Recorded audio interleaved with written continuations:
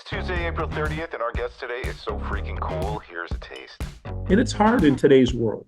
You know, they got 9 people around them. They all got 9 people telling them different things. And, you know, they all got their own hitting coach. They all got their own agent. They got the agent's agent. They got the marketing agent. They got the, you know, the wife. Social media agent.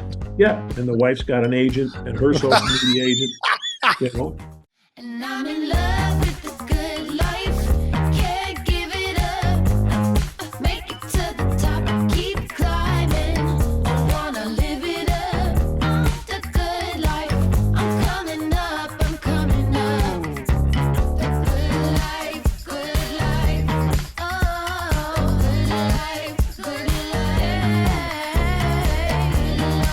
Good life. Boom! Coming in hot, Chich. What's going on, dude? I'm really looking forward to today's guest, brother. Dude, I have not had more fun researching a guest than I did with this guy. First of all, the story's insane. Secondly, I saw a pep talk he gave a baseball team. I thought I was watching a Green Bay Packers Hard Knocks, dude. His intensity is the greatest. I'm really excited for you guys to swap tails today, dude. Dude, this is a buddy of mine that, you know, obviously being in this industry, you get to know a lot of people, but I go back with Murph way back to his Arizona State days. But let's give him his props first. Coached Notre Dame from 88 to 94, then went to Arizona State 95 to 2009, was Pac-10 Coach of the Year 4 times, went to the College World Series 4 times, then went into some minor league coaching, was the interim manager for the Padres 2015, and then his man Craig Counsell said, "Hey, come be the bench coach. We need somebody good next to me."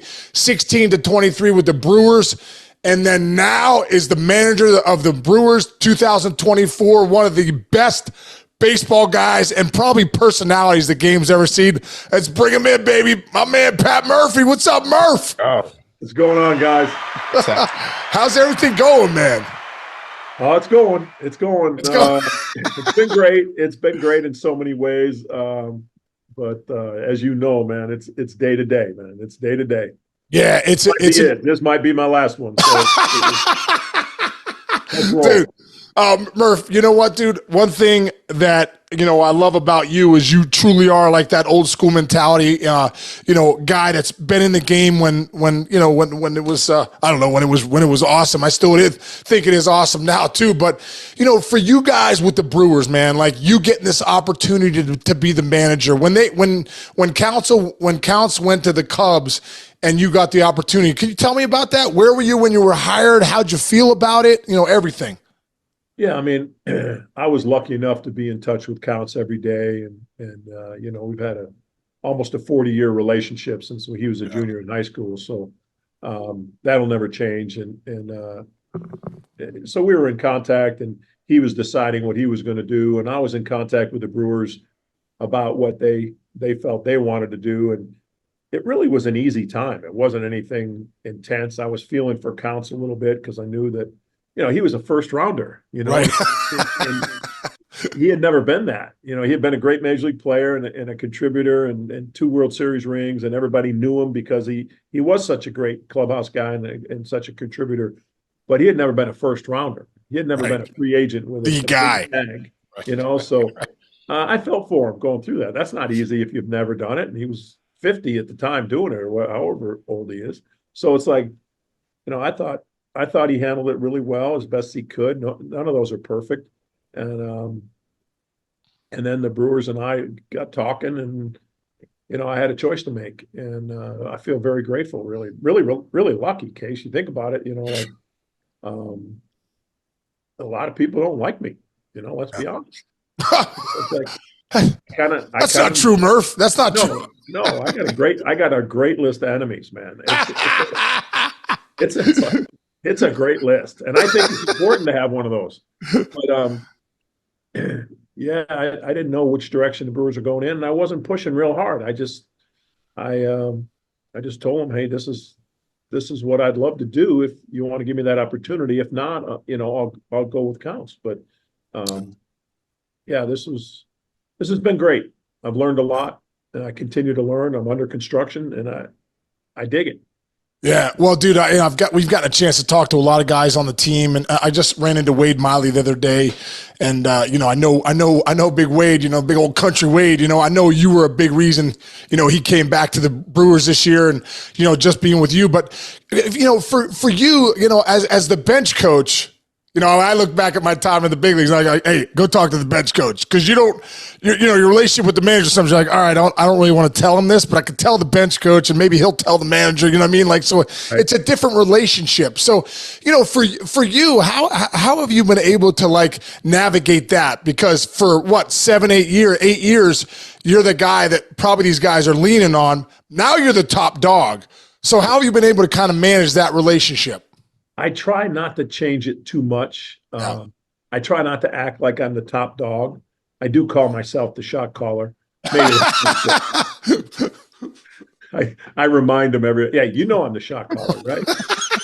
But I really try to make it about the player. It's not about me. It's not about my leadership. I think people that have tried too hard at that stuff, and I've been doing this a long time, Case, and I've been the leader most years I've done it. And I've just noticed in the big leagues, it doesn't pay to try to control or try to be noticed or try to get credit. I think what it pays is to have a good staff, to trust your staff, hold your staff accountable, but trust the players and build bonds with the players that are authentic and real and talk about real stuff. So the roles change some, I guess. I'm in a lot more meetings, and things like that, but I'm open to that. It's all about collaboration. It really is. That's how you make a good business run. So I think it's the way to go. Yeah. Well, let's talk about your club a little bit because, man, you guys are playing so well.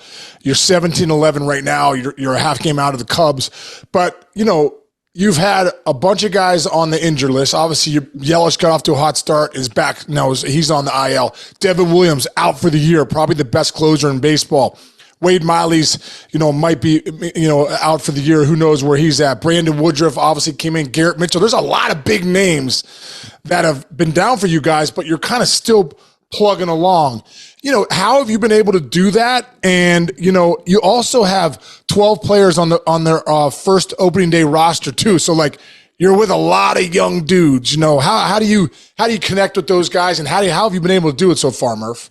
I don't know that I connect with those guys very well. They're so young. But here's the thing, that young energy means something. You can use that. That's a resource.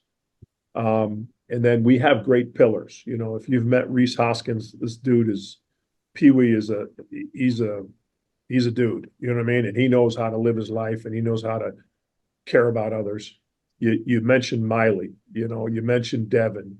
He's not out for the year, by the way. Okay. It'll be our trade deadline acquisition. Okay. You know what I mean? He'll be ready about that. Yeah. He'll be okay. That's good. And then, Yellich is the right dude. You're talking about Willie Adames. He's the right guy. He brings it every day. This Contreras kid's coming into his own. He's one of our pillars. So when you think of that, Freddie Peralta, been around long enough. Yeah. He does it right. When you have those 5 pillars or 6 pillars, the young guys look up to him. And we emphasize that. And we emphasize that, have the awareness, you young guys, of what it's going to take for you guys to stay here. Don't fall into, well, I can't do this because it's the big leagues. No, bullcrap. You've got to lay it on the line, man. And it's got to be about the boys. And I think the leadership on the team has put us in this spot. Our injuries are just, it's 9 of our top 15 pitchers. And we already had lost 3 pitchers out of our rotation, really 4 out of our rotation coming into the season. And 9 of our top 16 maybe are out. And we're throwing guys that, were the first cut in camp, and they're getting starts. So it's a credit to the guys, the way they've pulled together. And it's been a rough schedule too. It's not been an easy one. Now, we've been in 28 games. 26 of them we've had the winning or tying run in the ninth inning in 26 to 28. It's just that Yankees kicked our ass twice the last 2 days, and that's the only 2 games we weren't in. Wow. So I'm Murph. proud of the competition in the first month, and I mean, you can't coast uphill. So, I mean, we've got an uphill battle. There's no question. Yeah. Well, philosophically speaking, on the offensive side, and I got some stats here that Sean's going to love. I bet both of you guys are going to love. You guys are 4th in the majors in batting average. You guys are 3rd in the majors in stolen bases, and you guys are 9th in the majors in RBIs. And those are 3 stats that kind of people started trying to push out. They don't matter. They don't do that kind of thing. But you guys play the game the way, I don't know, I think we all grew up playing, especially a professional baseball player like Sean. Do you instill that philosophy in those guys? And do you like that? Yellich jump in on there? Kind of preached what we've preached is win tonight. Okay. I don't care about where we rank in anything. You know what I mean? To be honest with you, I care about, are we prepared to play tonight, in the present, now, tonight? If we're prepared to play tonight, we got a shot. And being prepared is having your mind, singular focus. You can't be divided. If you got 299 home runs, you can't be thinking about, oh God, I got to get 300. That's BS. If you're hitting 299, the difference between 299 and 300 is enormous if you let it be. Right. Or you say, I got to win tonight for the boys. We're going out after this thing. And it's hard in today's world.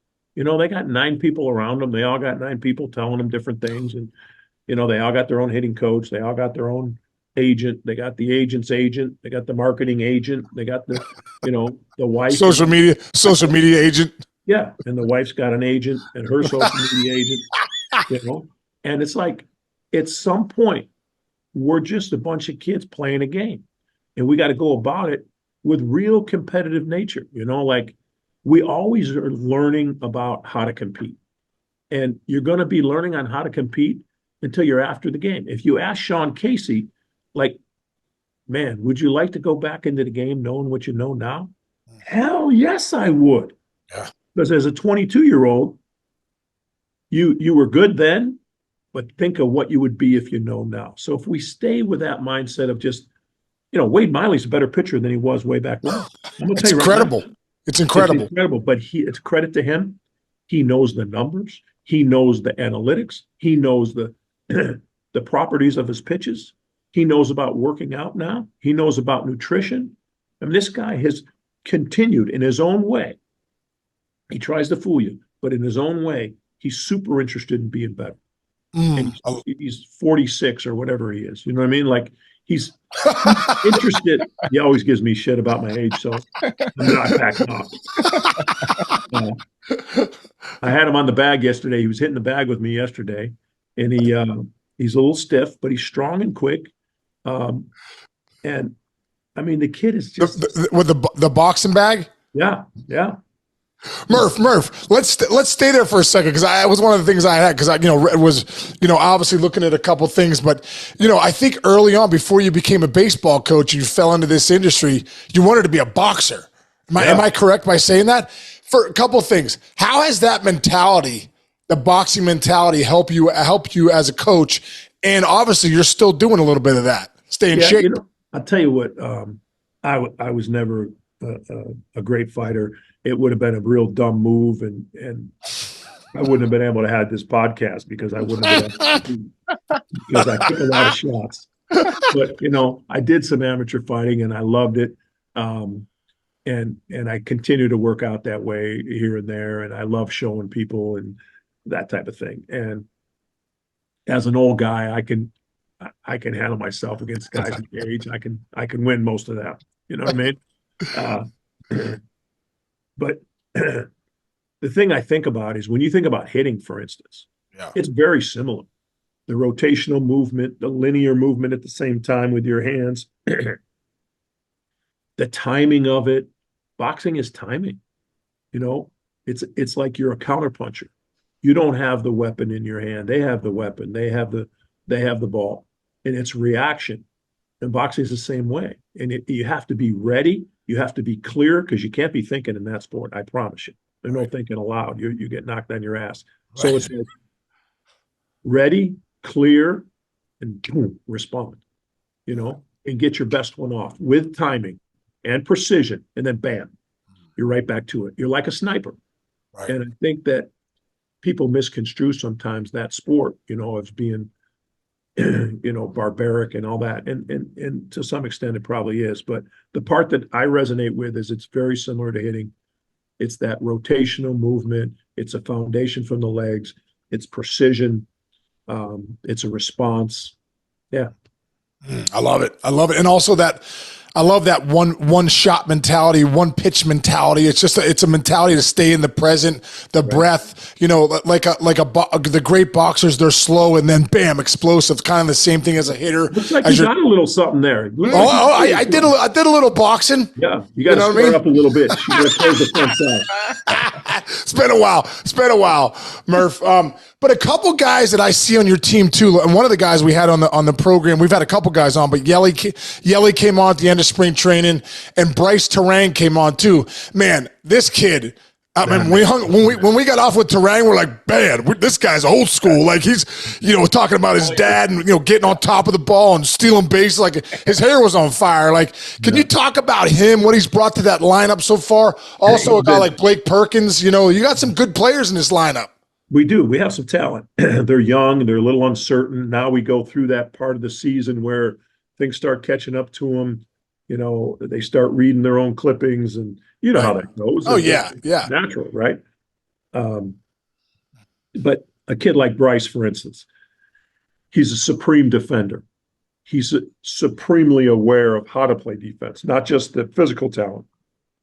He understands the game, the timing of the game. Now, offensively, people were questioning him last year. He had a big portion of the season in, but he didn't have great numbers, and people questioned whether he was the answer. Well, he set out in the offseason to prove them wrong, and he had a great offseason like a lot of guys do, but he carried it into spring training with intent and decided, hey, I'm gonna use the other half of the field. I'm gonna hit the ball on the line. And now he's getting some results, and now he's getting on base so he can steal bases. Now everything is rolling together. And guess what? When the pitch dictates it, there's some air pull too. Right, dude. And air pull kind of happens. Air pull and then get what you want. Oh my God! Say it again, Murph. Say it again. No, I hear you. Don't treat me like a puppet.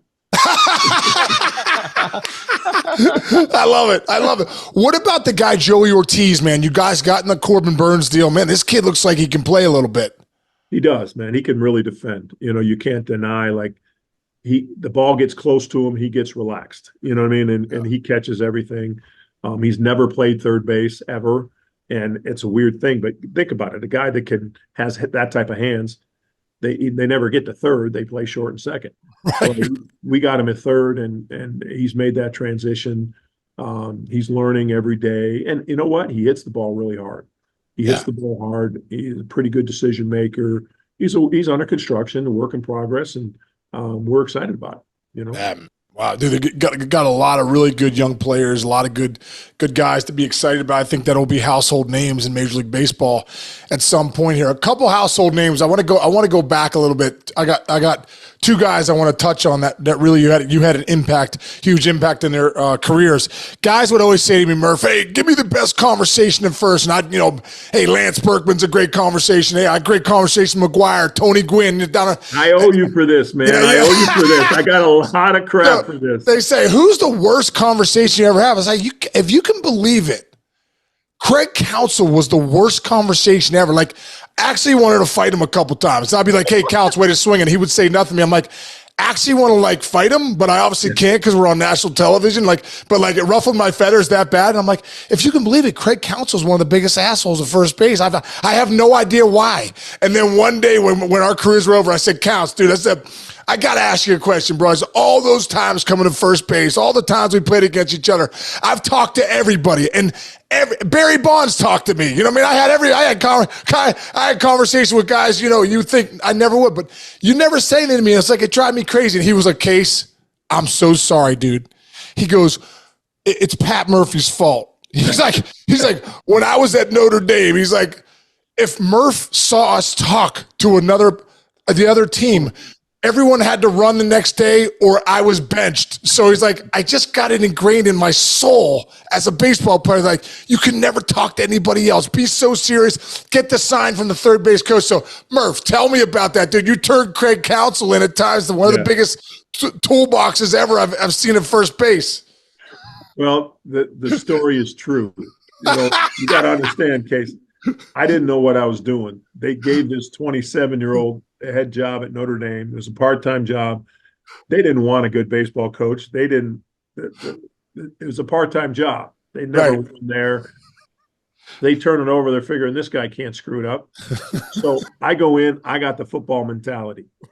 I'm a minor league player, but I don't know shit about baseball, to be honest with you, or about coaching. But we have instant success. And like instantly. But what I didn't realize, I was abusing these young kids. They're practicing 7-8 hours a day. It was like military camp. And I would tell them, like, just say the words. Hey, guys, sorry, can't talk to you. I said, if it's your brother on the other team, you know what I mean? Put your hand on his shoulder, say, hey, I can't talk to you. My coach is an asshole. They say that line over and over to me when I see the former players on the road, whatever. They say the same thing. Like, I know, can't talk to you. Coach is an asshole. And I thought that was right. So then you said it on national TV, you know what I mean? And I'm getting phone calls left and right. Murph, Casey just blew you up. I'm like, oh shit. That's what I said. I'm like, Murph must have had something in his pocket. These guys were so scared. They're gonna carry the boats the next day or something. They're gonna sit in 31-degree water if they say something to anybody. I mean, I made him stand at attention at the national anthem. I went overboard with all that stuff, but the intent was right. The intent was like, hey man, we're here to do this. These are young kids. You don't know. Right. But now in the big leagues, it's like, it's a happy fest. Everybody's, afraid to offend anybody. Hey, you don't get signs anymore. You got to talk to your boy.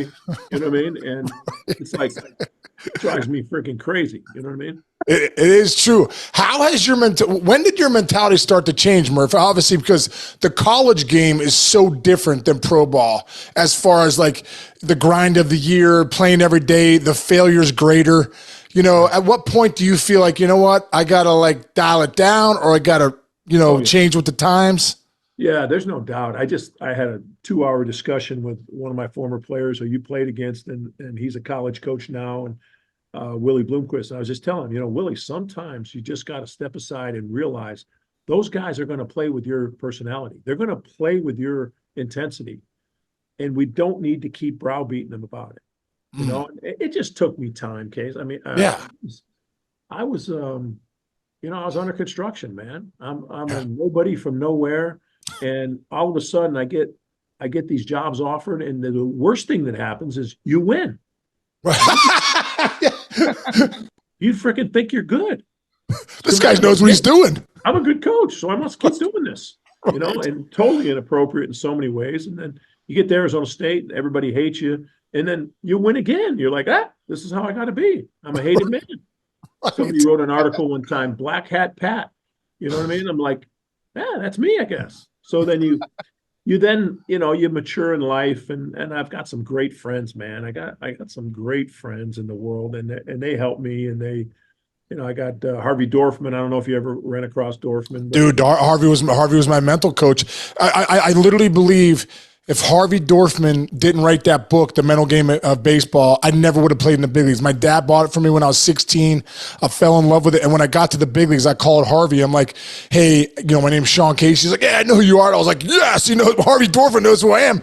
And he became my coach. I called him all the time, and I'm so grateful for him. Yeah, please keep going with your experience, maybe with Harvey. Harvey, I met Harvey in 1989. Wow. And in Phoenix. And it was a happenstance meeting, but we became very close. And I went to his house with him and Anita in North Carolina. He came to Phoenix every year. He came and sat on the bench in my clubs. And I got a tattoo on my back of him. Wow. Yeah, Harvey, he just made sense of my craziness. Yeah, there it is. I got a picture up in my house. I got it up in my house, yeah. Incredible, man. It's unbelievable. We had Al Leiter on, and like they were just Yeah. okay. It's unbelievable how much he impacted your guys' generation of baseball, huh? He really did, man. And he's still to this day. Well, at Notre Dame, everybody had to buy the book, and we were waiting for the football team to get done with the indoor facility.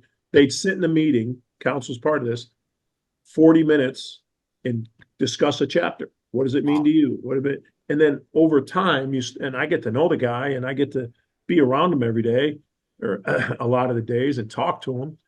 We became really, really close right up until his death. And then he introduced me to other people that are in the business. And I think we all have to be responsible for understanding the psychology of people, because this is a people business. The analytics are great. They give you a lot of information, but this is a people business. And I think that's the key, to keep trying to improve, keep look yourself in the mirror. How can I do it better? How can I change it? And I mean, to me, that's what our mission is. And if we're coaches, we're like offensive linemen. We open up holes, you know what I mean? And the guys run through it. Now, they score the touchdown or they get the base hit. They're not going to give you credit. You can't look for the credit. And it might not be because of you. Was Dustin Pedroia good because of me? No, I rode his ass in the lineup every day. That's what I did for him. Right. He did the rest, and what influence I had over him, no one will ever know. Even he doesn't know.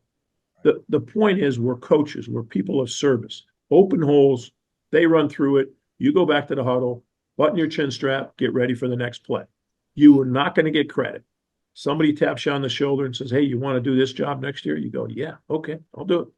That's it. I love that, man. That's where I was going next, because I got a chance to play with Petey in 2008. Obviously, he was the MVP that year. I locker right next to him. I was expecting Dustin Pedroia, Murph, to take off his shirt. I was like, this guy must be slap-jacked, one of the most jacked human beings ever. He takes his shirt off. I'm like, you freaking serious, dude? You look like Leave It to Beaver. Like, you look like I can't believe you're even a baseball player, let alone one of the better players in baseball. Like, you got to be kidding me. But then I heard him talk, and I'm like, this guy thinks he's 6'5", 280, slapjacked. Like, I heard the mentality was incredible. Now, Murph, knowing you, and then knowing that Petey got 3 years of you at Arizona State, I got the chills saying this. I know there was an influence there of how this guy played the rest of his career. So, dude, tell me, why did you recruit Dustin Pedroia at 5'5", $105 with no muscle? Can't run, can't throw. Can't throw, bad arm. Yeah. Like, why were you like, hey, this is going to be my guy? I got a great story for that. Well, it was my assistant coach that deserves the credit. He found him in Sacramento, right outside of Sacramento. He found him and said, Murph, we're not going to have to worry about our shortstop for 4 years. The good thing is he'll never be drafted. He's miniature. He can't run. He can't throw. He's a winner. He's you. Well, this guy was Italian too. So I said, oh, you're recruiting a local Italian, right? I get it. This kid better be able to play. Comes in my office first day, Pedroia. He's got a white T-shirt. What do you call those T-shirts? They're white cutoff T-shirts. Tank top type thing. There's a derogatory term for them. Yeah. You say it. I'm not going to say it. I'm not going to say it either. I need the money. So sure enough, I usually trick people in. You guys we're too smart for that, Murph. Yeah. So he walks in. He goes, hey, man, what do you think of my guns? I'm like, bro, I don't know who you are. Okay, because I don't always know the recruits' names. I was telling him that. I did know who he was. I said, I don't know who you are, but you better be able to pick up a ground ball. He said, don't you worry. Don't you worry. And I'm like, okay. And this kid, I mean, all I can tell you, you talk about getting chills. Yeah. To know him today as the same human being he was. He was believe in himself, but to see the dad he is today, to see the human being he is today, he came and helped Brice Turang. He came and helped Sal Frelick in the offseason. Just showed up 3 days at the complex, 9 a.m., and just worked his ass off with these guys. He said, what do you want me to tell him? Whatever. Let's talk to him. Those guys, and Sal being from Boston, loved him. You know what I mean? That was a hero. I brought Sal to his house and sat with Kelly and him and met the kids, and Sal was like paralyzed. He couldn't speak. But this guy was, I mean, he put Arizona State on the map because that became the standard of what we were about. he would talk shit across the field, as you know. I mean, Oh, yeah. he would take on anyone. I mean, this guy was, he was something else. He's one of a kind. He's one of one. And to be part of that career is a blessing. And I went right back at him. Like, so me and him every day, I'd go out to shortstop and take balls and say, he'd kneel down and grab the ball like a little leaguer. I'd be like, bro, I'm better than you. I would go out here and talk shit. We would talk shit to each other. And the practice would turn into everybody watching us, compete with each other. But yeah. One of the best shit talkers ever. The greatest thing was, I know you're a big ball buster in the clubhouses, and Petey was too. I mean, it was so funny to kind of watch him work his magic. You got a good Pedroia story when you look back at that time and you're like, man, it was just a good one that you think of. Yeah, I mean, the first one I think of is, he's in a taxi. And he's pulling in the park. There were taxis back then. I don't think there were Ubers, but he's pulling in the park with Kelly.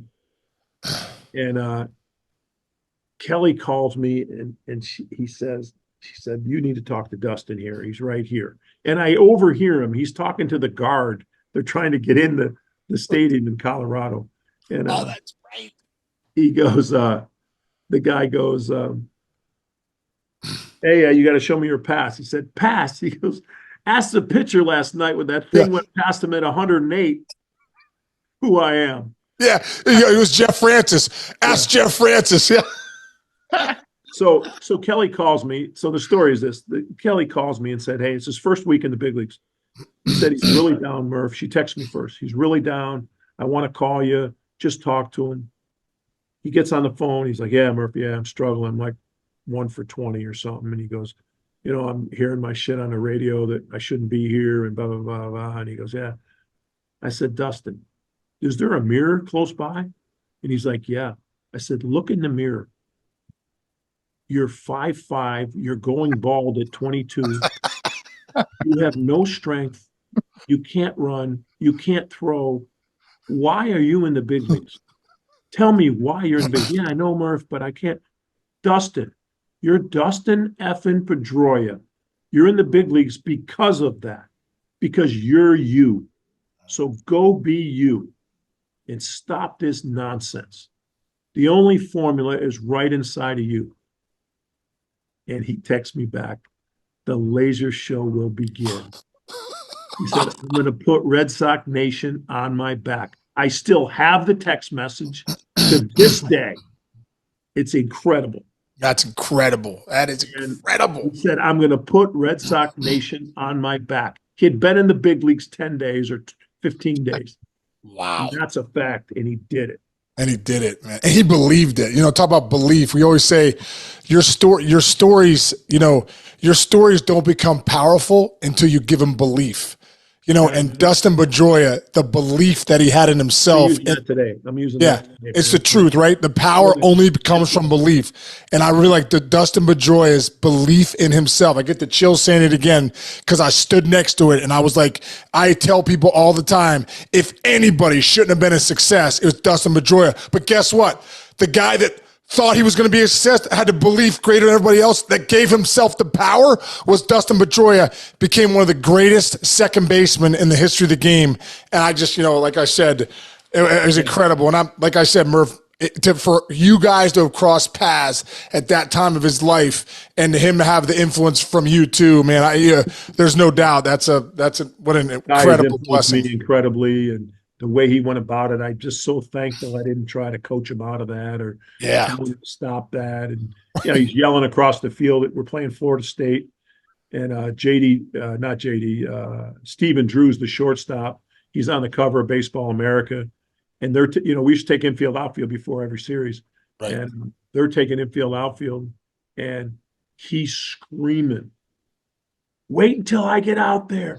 I'll show you what it's about." And Stephen Drew, like you know him, Case. Like, real quiet, human. Yeah. Human. And he's looking over like, who's the bad boy yelling at me? And sure enough, Pedroia goes out. For some reason, we took it second that day. And he goes out and puts on a show. And every throw he makes, he stares over at Stephen Drew. That's how you do it. Does another one. Stephen Drew's like, what did I do? And he was special. So great, man. Oh, it's so great. Well, Murph, man, we can't thank you enough, brother, for coming on with us. And, we know you got a game tonight and, appreciate your time, man. But keep doing what you're doing, Murph. You're the right guy there in Milwaukee. I was so excited when you got the job. Every guy I've talked to a man is so excited that you're there, and you got these guys playing at a good rate, and keep it going, man. And like I said, Chinch and I are Brewers fans. We'll be locking in with you guys. Well, you guys keep in touch with me, man. I really appreciate it. It made my day doing this, so thanks, man. All right, Murph. Thanks a lot, man. And don't let Vassallo. Slap him around if you have to, okay? Don't worry about that. Thanks, Skip.